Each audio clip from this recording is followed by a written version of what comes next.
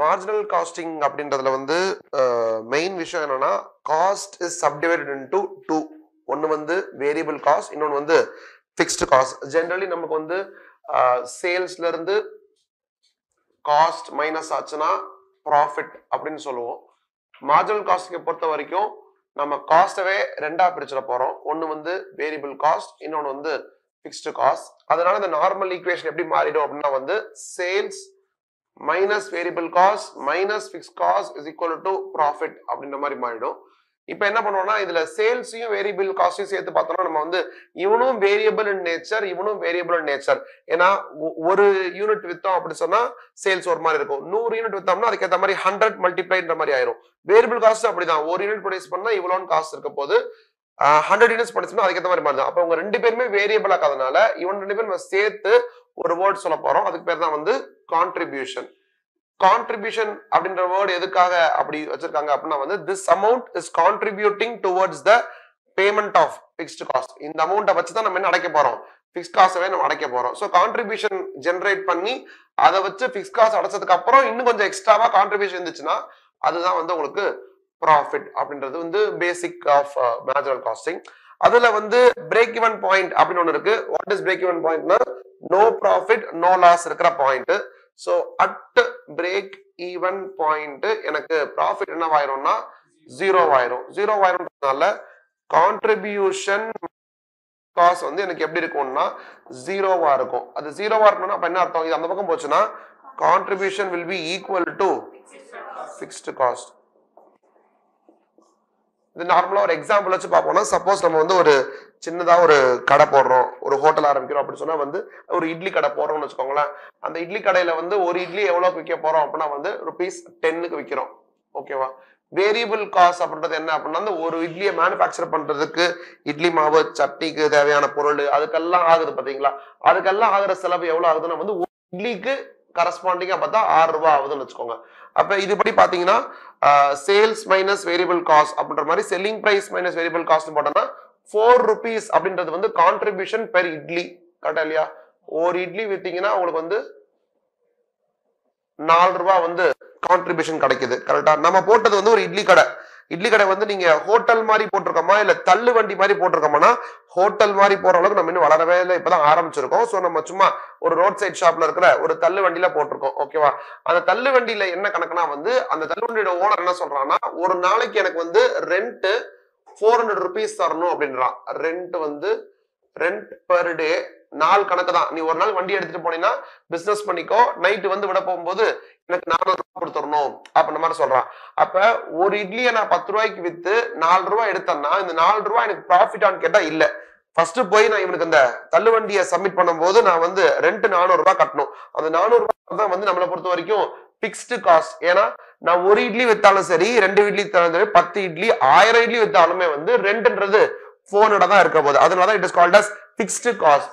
இது எப்படி இருக்கும், ஒரு இட்லிக்குன்னா அதுக்கேற்ற மாதிரி மாவு, சட்னி, அந்த சட்னில போடுறதுக்கு ஐட்டம் எல்லாமே வந்து ஒரு இட்லிக்கானதா இருக்கும். 100 இட்லினா 100 இட்லிக்கு ஏற்ற மாதிரி வரப்போகுது. அதனாலதான் இதுக்கு பேர் என்னது variable cost. Based on the production உனக்கு அந்த காஸ்ட் மாறும்னா variable cost. Based on the production வந்து எதுவுமே மாறாது, ஒரு பீரியடுக்கு பிக்ஸ் ஆயிருக்கும். இங்க நமக்கு பீரியட் வந்து 1 டே, ஒரு டேக்கு பிக்ஸ் ஆயிரும் அப்படின்னு சொன்னா வந்து it is called as fixed cost. இப்ப இந்த ₹4 வச்சு முதல்ல நான் ₹400 அடைக்கணும். அடைச்சதுக்கு அப்புறம் தான் I will be able to make profit. கரெக்டா இல்லையா? அப்ப ஒரு நாளைக்கு நான் மினிமமா எத்தனை இட்லி வித்தன்னா இந்த ரெண்டை நான் அடைக்க முடியும்? 100. அதை நீங்க என்ன பண்ணீங்கன்னா பார்க்கும்போது தெரியுது 400 so 100 இட்லின்னு சொல்றீங்க. ப்ராப்பரா போடணும் அப்படின்னு சொன்னா வந்து break even point units is equal to fixed cost divided by contribution per unit. இப்ப இதுல பிக்ஸ்ட் காஸ்ட் வந்து ₹400. ஒரு கான்ட்ரிபியூஷன் ஒரு யூனிட்டுக்கான கான்ட்ரிபியூஷன் வந்து 4, therefore 100 இட்லிஸ் விற்கிறோம் அப்படின்னு நமக்கு தெரிய வருது. சரி, இப்ப நம்ம 100 இட்லி விற்கிறோம் அப்படின்னா கரெக்டா பிரேக் ஈவன் ஆயிரும். 120 இட்லி சுத்தம்னா for example if 120 units are sold, இதை நீங்க ஃபுல் கதையா எழுதி பாத்தீங்கன்னா சேல்ஸ் வந்து 120 இட்லிஸ் இன்டூ 10 அப்படின்னு போட்டு 1200 ஆகும். அப்புறம் வந்து வேரியபிள் காஸ்ட் வந்து 120 இன்டூ 6 இது எவ்வளவு 720. அப்ப எனக்கு கான்ட்ரிபியூஷன் மொத்தமா எவ்வளவு கிடைக்குதுன்னா 480 கிடைக்குது. அதுல இருந்து பிக்ஸ் காஸ்ட் வந்து 400 போச்சுன்னா எனக்கு 80 rupees வருதுல ப்ராஃபிட். இது நார்மல் கால்குலேஷன். மார்ஜினல் காஸ்டிங் படிச்சதுக்கு அப்புறம் நம்ம இந்த நார்மலா போடக்கூடாது.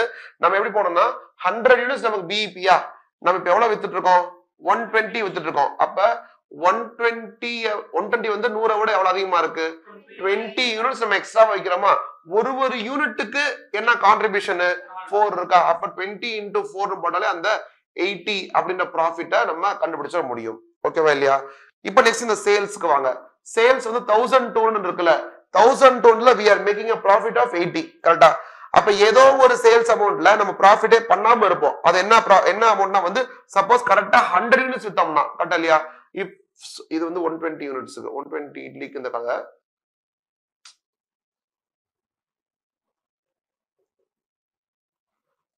இட்லிக்கு இந்த கதை. சப்போஸ் கரெக்டா 100 இட்லிக்கு வித்தா என்ன ஆகும் பாருங்க. 100 இட்லிக்கு வித்தா 100 into 10 1000, 100 into 6 600. இது எனக்கு 400 rupees கான்ட்ரிபியூஷன் கிடைக்கும். ஃபிக்ஸ் காஸ்டும் 400. ப்ராஃபிட் வந்து எனக்கு 0 ஆகுது. ப்ராஃபிட் 0 ஆகுதுன்னா 100 இட்லி விக்கிறதுனால 100 இட்லி விக்கும்போது ஒரு சேல்ஸ் இருக்குல்ல, 100 இட்லி விக்கும்போது ஒரு சேல்ஸ் இருக்குல்ல, தட் இஸ் கால்ட் அஸ் வந்து break even point sales, PIB sales.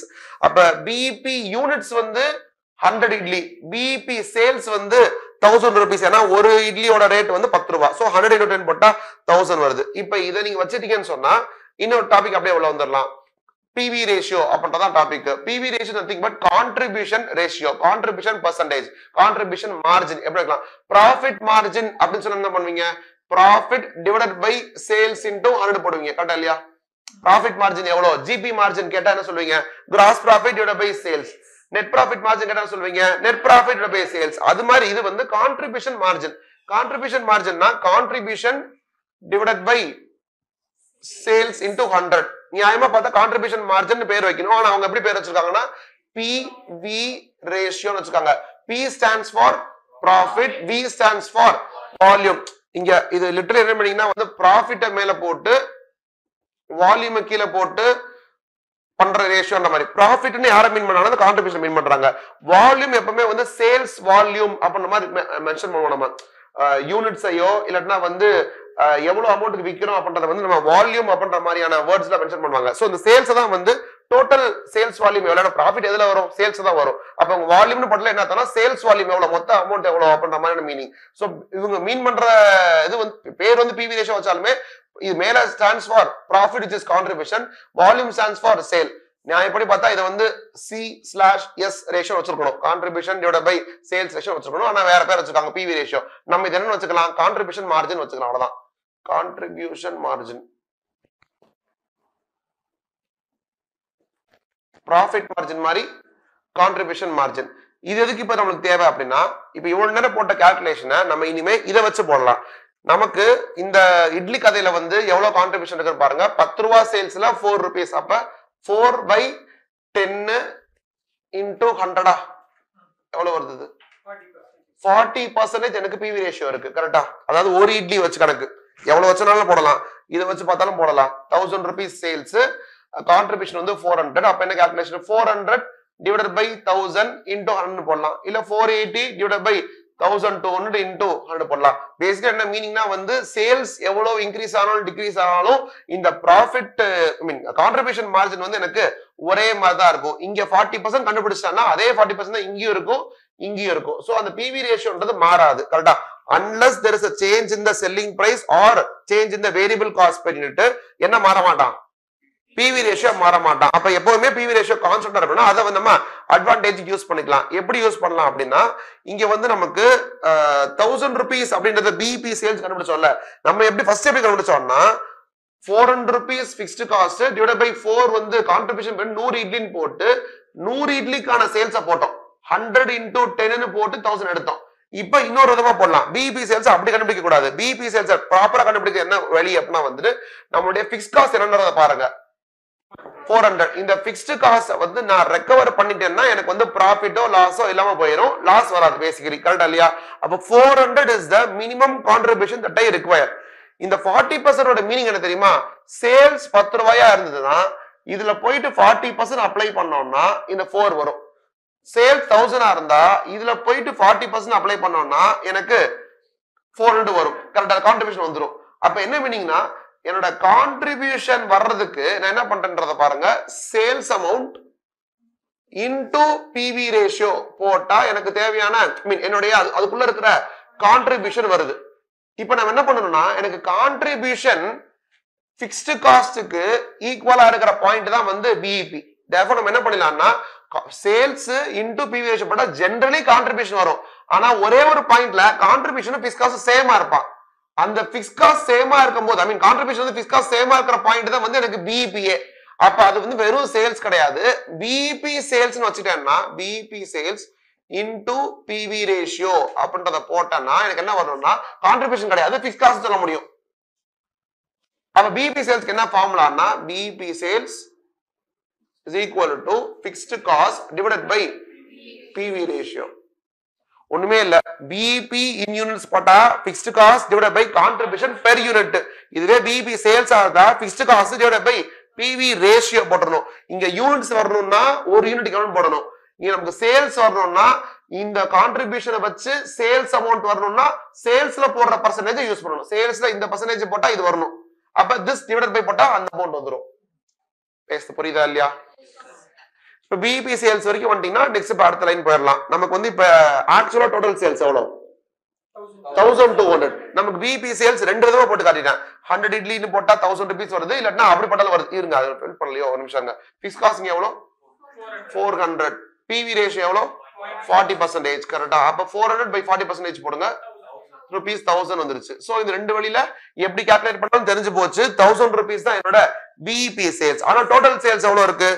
1200 இருக்கு. 1000 விட கொஞ்சம் எக்ஸ்ட்ராவா இருக்குல்ல, 200. அந்த 200க்கு பேரு it is called as margin of safety. Total sales அதுல இது வந்து பிபி பாயிண்ட், இது பிபி பாயிண்ட். அதனால இங்க வரைக்கும் இருக்கிறது வந்து பிபி சேல்ஸ். கரெக்டா? அந்த பிராக்கெட்லாம் கரெக்டா வரது பெரிய விஷயம். இது பிபி சேல்ஸ். பிபி பாயிண்ட்க்கு மேல இருக்குல்ல, எவ்வளவு ரூபா? ஒரு 200 ரூபா இருக்குல்ல, அதுக்கு பேர் தான் என்னது? Margin of safety.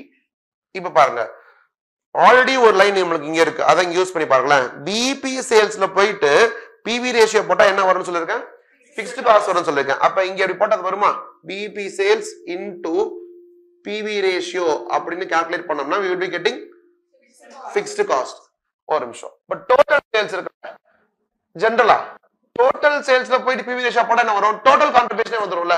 டோட்டல் சேல்ஸ்ல பிவி ரேஷியோ அப்படி பண்ணா டோட்டல் கான்ட்ரிபியூஷன் வந்துரும். அப்ப டோட்டல் சேல்ஸை வச்சுக்கிட்டு இதுல போயிட்டு இன்டு பிவி டோட்டல் சேல்ஸ்ல பிவி ரேஷியோ போட்டோம்னா எனக்கு டோட்டலா இருக்கிற கான்ட்ரிபியூஷனே வந்துரும். கொஞ்ச நேரம் முன்னாடி தான் பார்த்தோம், கான்ட்ரிபியூஷன்ல இருந்து பிக்ஸ் காஸ்ட் மைனஸ் பண்ணா உங்களுக்கு என்ன கிடைக்கும்? ப்ராஃபிட் கிடைக்கும். அப்ப டோட்டல் சேல்ஸ்ல போட்டா கான்ட்ரிபியூஷன் கிடைக்குது, பிபி சேல்ஸ்ல போட்டா பிக்ஸ் காஸ்ட் கிடைக்குது. அப்ப கான்ட்ரிபியூஷன் மைனஸ் பிக்ஸ் காஸ்ட் என்னது? ப்ராஃபிட். அதனாலதான் மார்ஜின் ஆஃப் சேஃப்டி இருக்குல்ல, மார்ஜின் ஆஃப் சேஃப்டில போயிட்டு நீங்க பிவி ரேஷியோ அப்ளை பண்ணீங்கன்னா என்ன கிடைச்சிரும்? உங்களுக்கு ப்ராஃபிட் கிடைச்சிரும். பேசு புரியுதா? இதை வச்சு நிறைய ஃபார்முலா ஃபார்ம் பண்ணிக்கலாம். இப்போ இதை விஷுவலா நீங்க வச்சுட்டீங்கன்னு சொன்னா நிறைய ஃபார்முலா. இது ஒரு ஃபார்முலாவா? BP sales into PV ratio. இதை பேஸ் பண்ணி என்ன சொல்றீங்க? Fixed cost by PV ratio is equal to BP sales போடாம இப்போ இன்னொன்னு சொல்லலாம், ஃபிக்ஸ்ட் காஸ்ட் பை பிவி தானே பிபி, அப்ப profit by PV margin of safety. அட்டாலியா? அப்ப அடுத்த ஃபார்முலா இங்க போடலாம். பிபி சேல்ஸ் மாதிரியே இங்க என்ன போடலாம்னா மார்ஜின் ஆஃப் சேஃப்டி சேல்ஸ் எவ்வளோ அப்படின்னா வந்து profit divided by PV ratio. கிளியரா?